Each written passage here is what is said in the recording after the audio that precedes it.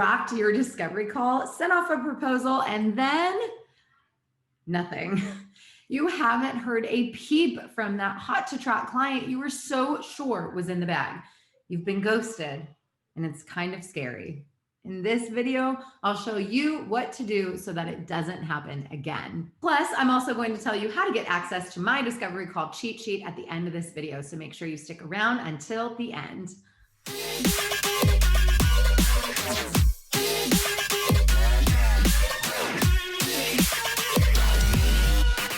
I'm Lauren Golden here with a new episode of Free Mama TV from my new digs, showing moms like you how to start and run a successful freelancing business from home. Subscribe to my channel and hit the bell to be notified when I post a new episode of Free Mama TV right here each and every Tuesday. You've been through all the steps. First, you connected with a potential client in the vast reaches of the interwebs. You nurtured the relationship and got that client on a discovery call. The whole thing was amazing. You were clicking, you were vibing, and everything felt just right. You got all the information you needed, made it through the money conversation, and went off to write the proposal while you were still flying high on adrenaline. But now it's been a week or two, and the silence is driving you crazy. How could that perfect, amazing client be ghosting you? What's really going on? Well, by the end of this video, you're going to have a simple but powerful process in place so that getting ghosted is a thing of the past.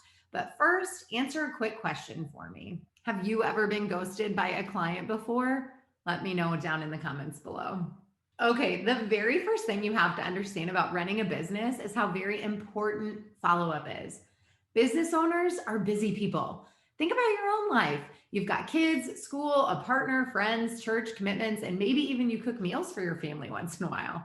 It's a lot. And on top of all of that, you're doing client work, posting on social media, getting involved in Facebook groups, and more. Well, the same is true for your clients. They've got a lot going on, and getting back to you with an answer might not be their highest priority, or it might actually be very high priority, but they're just not getting around to it. And what I see happen all the time in the Free Mama community is smart, talented women making up stories in their heads. Oh, I never heard back from that client, so I guess she hired someone else. She just probably hated my proposal. I'm pretty sure she thought my prices were too high. So often these stories we tell ourselves have nothing to do with reality. Maybe your client had a death in the family, or went on a spontaneous vacation, or got caught up in the craziness of a global pandemic. The truth is, you have no idea why she didn't get back to you, but your instinct is to immediately think that it must be bad news. But what would happen if you switched up your approach and decided to presume the positive? What would happen if you decided that from now on, it's not a no until it's a no? When you first start your freelance business, a major part of your process, maybe the thing that takes you the most time, will be writing proposals. You get on a discovery call and you have to get a lot of information. And then you have to take that information and turn it into a proposal that you can send off to the client. And then you're holding mental space for this project that might happen, and you're afraid to put other things on your calendar. And it becomes this whole snowball. And when you don't hear back from the client about your proposal, it really hurts. That's one of the reasons my good friend Ryan Dowdy teaches a super important tweak to your process. Book your next appointment with the client before you get off that first discovery call. In other words, at the end of the call, when you're getting ready to say, great, I'll send you a proposal by 3 p.m. on Thursday. Instead, say something like, great, let's go ahead and set a call for Thursday at 3 p.m.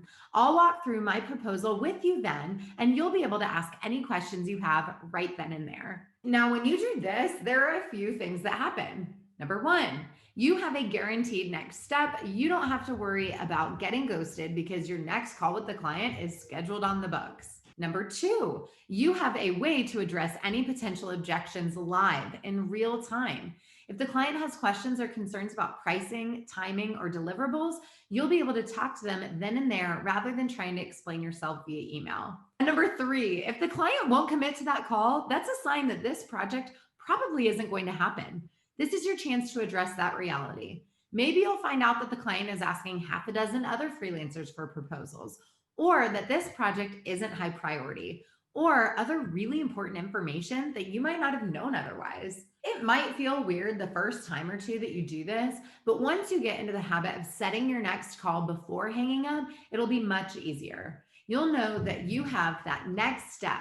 You'll be one step closer to the sale, or you'll know that this client isn't really interested in moving forward. So you don't have to put in the time and energy crafting a beautiful proposal for someone to ignore. Now, you might be wondering what happens on that next call. Even if the client gives you a verbal yes, it doesn't mean anything until the contract is signed and the money's in the bank, right? And this is where that follow up piece shows up again. Because you got a verbal yes and a super enthusiastic response on that proposal call, but you haven't gotten that signed contract back, so you don't just let go. Now, remember, if you're following the Ryan Dowdy method, you've already booked in the next call, so you have that in your back pocket. You might have a start date for the project on your calendar, so you may be able to use that in your follow-up. Hey, Susie, I know that when we spoke, you were really excited to get going. I just wanted to remind you that we have a call scheduled for next Thursday, and I need to have your signed contract and deposit in place by then. And even if you didn't get that firm commitment on the proposal call, or you never even made it to that call at all, follow-up still matters, especially for people who are on the fence when you spoke to them.